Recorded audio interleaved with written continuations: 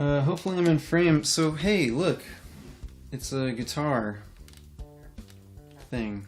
You've probably seen a lot of ads recently for the Jammy, which is like a MIDI guitar thing.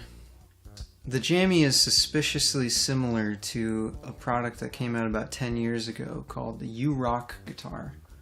That thing seemed way cooler than it actually was. And I suspect that the Jammy also seems really cool, but isn't.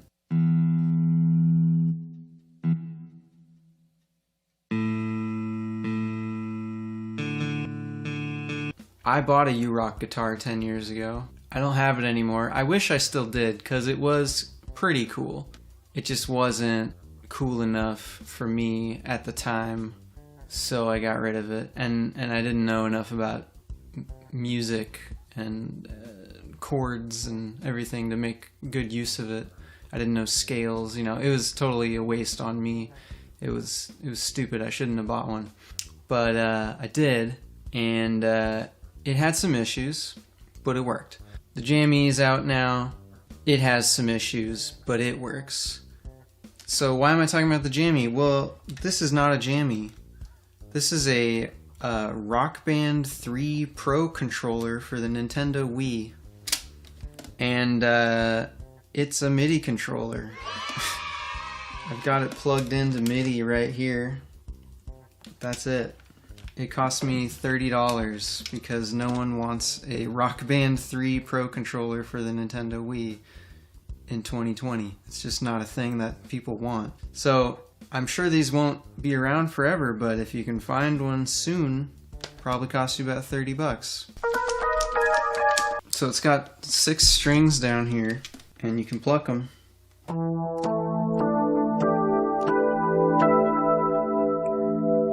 And they just keep ringing out forever until you press a button that corresponds with the string.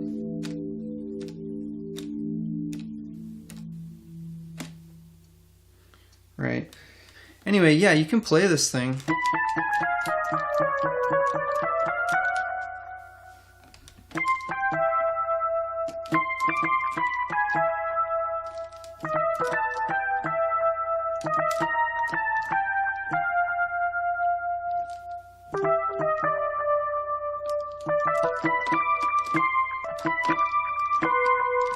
If you make mistakes, you're gonna just hear stuff ringing out.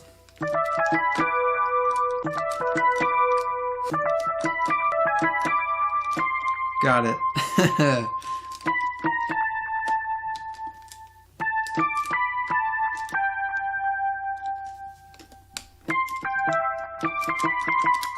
Oh yeah, you can't do hammer-ons.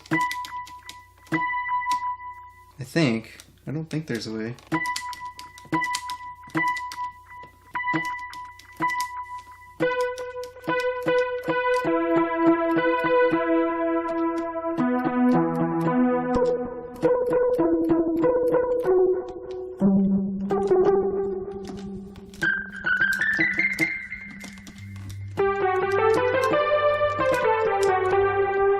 Oh, what?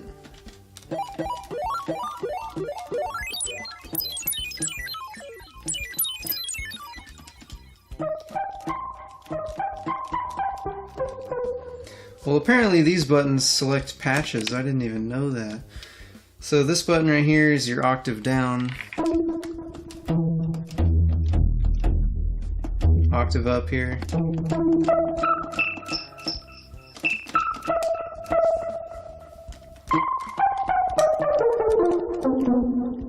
Yeah, I guess these ones do patches. Very cool. This button, I don't know what that one does, if anything.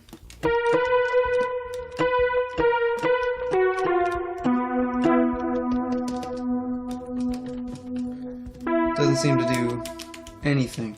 But this button starts flashing the light. Now you're in tapping mode,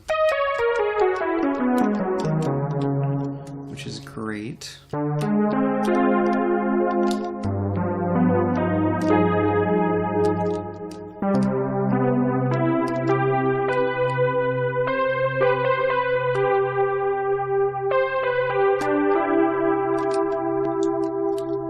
Can't beat that if you're a guitar player and you don't play keyboard, which I don't.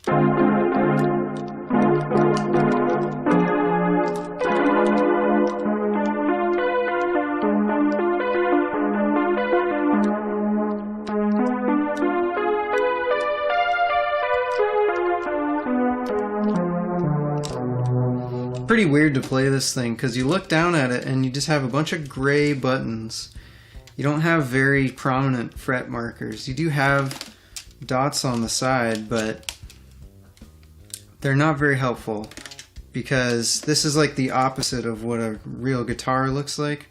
Normally you have dark space and then lines, but on this it's like the lines are very small, empty spaces, and then the actual buttons are bright, you know, they're gray. They're like the color of the frets.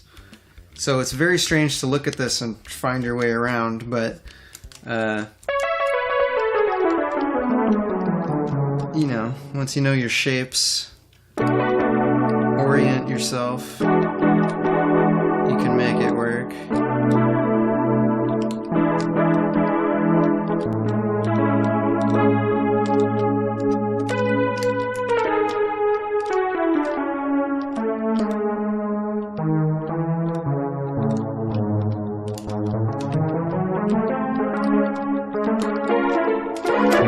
I think a classical guitarist would probably have some more luck with this, you know, like, oh god, my cable. Just because of their technique, they're more like arched fingers. But I'm a lazy jazz player and I do a lot of this kind of a grip. And I tend to accidentally trigger the high string with that finger while I'm playing chords.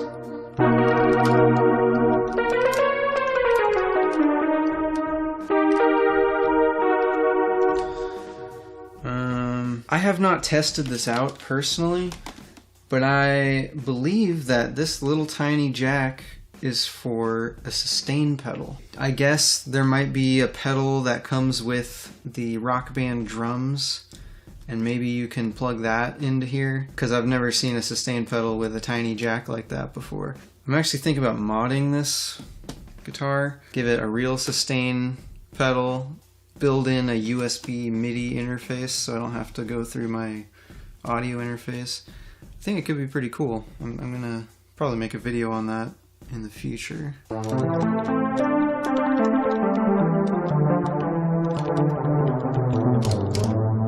Oh right, so why am I playing in tapping mode? Turn it back onto normal picking mode. Playing on tapping mode because if you play while picking,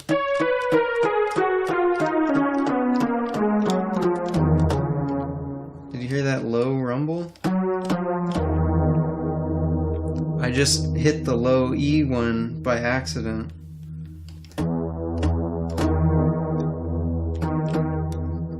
I didn't pick it enough where it would be an issue on a real guitar, plus I would be muting the string, so if I bumped it slightly it wouldn't trigger, but these will trigger from just hitting them, like you don't actually have to pluck it.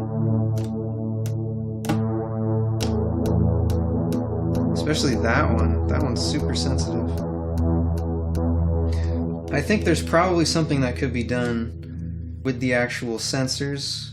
I'm sure there's some way to dampen them, but then you might miss notes too. And the other thing, if you're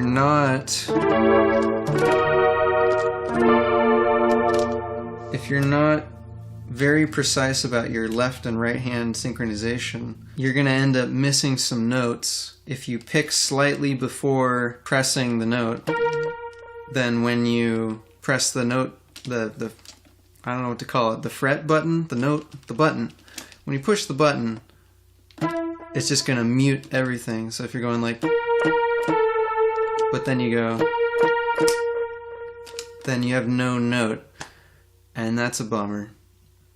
Oh yeah, so I'm trying to call this video like Jammy Killer or whatever. It's just funny to me. One of the key features of the Jammy is that it's portable, right? You can take it apart. The U-Rock guitar had the exact same feature, and guess what? This has it too. There's a little button on the back here. Neck pops right off. Oh yeah, also the headstock pops off. So if you really want to get portable, there you go. You can put that in your backpack just like the Jammy. It's just kind of silly. I mean, I want a Jammy, don't get me wrong, but it's going to have all these same issues that this thing has. It might be... I mean, I'm sure it's a better effort at this concept than this thing, because this is just a cheap game controller. But it's going to have most of the same issues. Now the Jammy also has pitch bending, it has like actual strings on here. That's pretty cool, I'm not going to lie. But if you expect to be able to play this or play the Jammy as a real instrument, you are going to be very, very disappointed in it when it misses your notes or triggers the wrong note. It's going to glitch and it's going to play a totally different note, and it's totally going to throw off your whole vibe. But if you just want it for entering MIDI into a computer, like this thing will do that.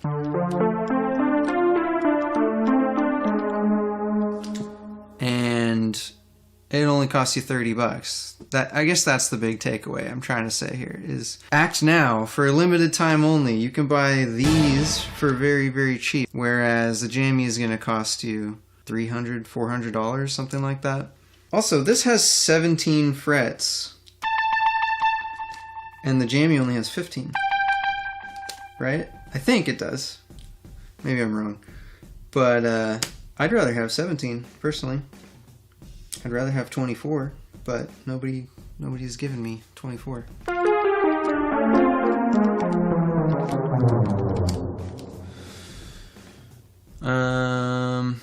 What else can I say? On this thing, there's no way to retune it, so you can't do any like drop tunings or any open tunings. It's standard guitar tuning. You can shift the octave up and down. That's it. Hi, hope you don't mind if I butt in right here. While editing this, I just realized that you totally could change the tuning on this, because each string gets its own MIDI channel. So all you have to do is line up an array of MIDI plugins that will offset the notes on each of those channels by the desired amount. And there you go. You can totally change the tuning. It's just a little bit more involved than on the Jammy. So that's one feature the Jammy has that's definitely cool, is you can open up an app on your phone and just instantly, change it into a different tuning. What else? This thing takes 3 AA batteries, and the Jammy is rechargeable, so point to the Jammy. Alright, now I'm gonna try to record a little song.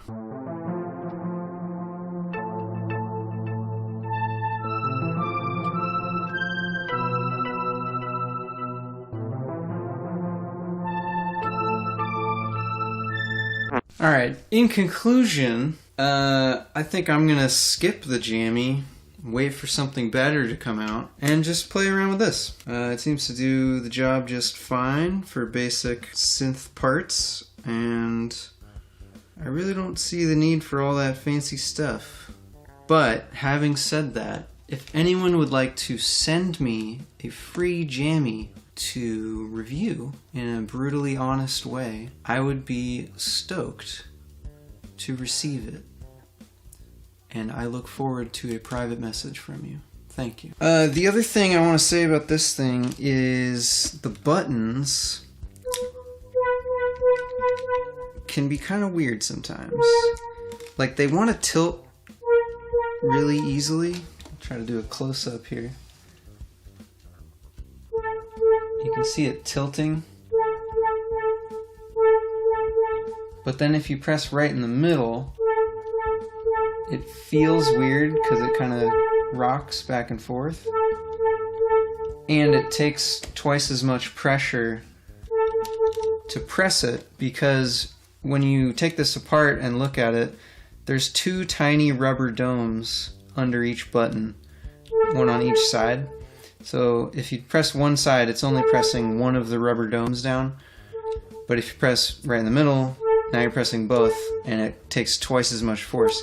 Now, it's not much force, like anyone can play that, but it's an inconsistent feel, and I don't like inconsistent feels. Maybe that's just me.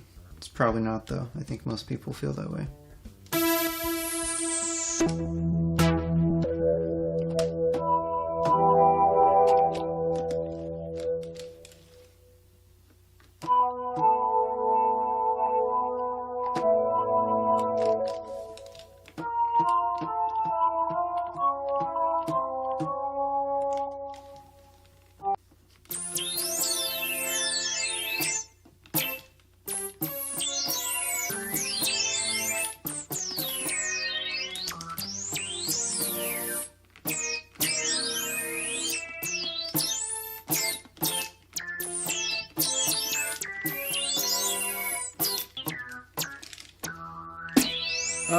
It's too cold to play this. Oh yeah, very, very important technical aspect of this. So the thing about this is it transmits MIDI on 6 different channels. 1, 2, 3, 4, 5, 6.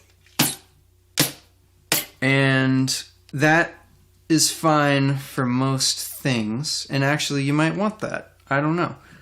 But a simple thing you can do is run it into your DAW with a MIDI plugin that can reroute all of those channels to channel 1 in case you have a synth that doesn't want to work with the MIDI like that. The synth I'm using is working correctly with it. Also, you may have noticed the velocity just there. Why is that one so much louder? It's because it uses the last played velocity on the string to play in tapping mode. It just goes with whichever velocity was the last one you used on that string. So that's annoying. You could just go through and pluck each one the same velocity so that you're just about even. Yeah, you could do that, except the velocity response on each of the strings is a little bit different. So even if you just strum all the way through them, it's going to be a different velocity on every string. What I like to do is just run this through a MIDI plugin. I'll show the screenshot of that. It's a MIDI plugin built into Reaper, and it allows me to do things, not only assign all the channels to one channel, but it will allow me to control the velocity. So what I put this at is velocity is 0. So basically whatever's coming out of the guitar is going to turn into 0. And then I have it set to a random velocity 100% of the time. 100% random. So I believe that means it'll go through the entire velocity range. But then I put the minimum and the maximum here. So it's never very quiet, but it's also never fully maxed out. And basically that just gives me a natural sounding variation within a range, a reasonable range. And the reason you'd want to route it to all to one channel is if you're recording MIDI and you're going to go back and edit it later, you're not going to want to have to deal with everything being on a different channel. That's going to get really annoying. So if you just route it all to one channel, then it's just going to make your editing easier, and it might work better with certain synths. I'm not sure. I think that's just about all there is to say about this thing. It'll work with a DAW if you have a USB MIDI interface, or you can just hook it up through your audio interface. That's what I'm doing right now. And yeah, $30. Worth it.